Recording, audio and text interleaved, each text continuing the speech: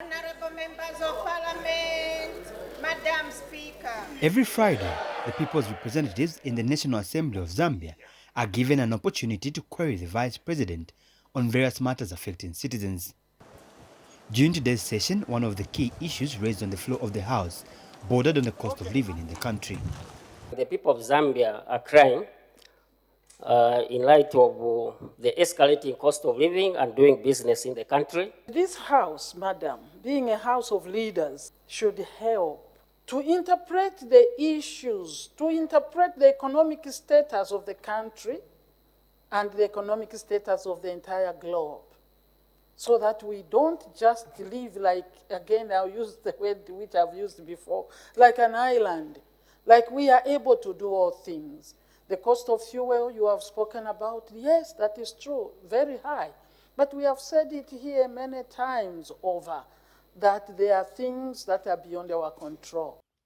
The Vice President also dispelled assertions that government has only released the full allocation of the 2023 Constituency Development Fund CDF to constituencies held by UPND MPs. This was in response to a question from Wacha Member of Parliament Sidney Mushanga, who wanted to know why government was allegedly discriminatory in the distribution of CDF money by only giving the full allocation for 2023 to constituencies held by UPND MPs. We are failing to use the resources at the rate that we would want. And as a result, those that have worked well are being hindered by those that have not done well. But the money is there.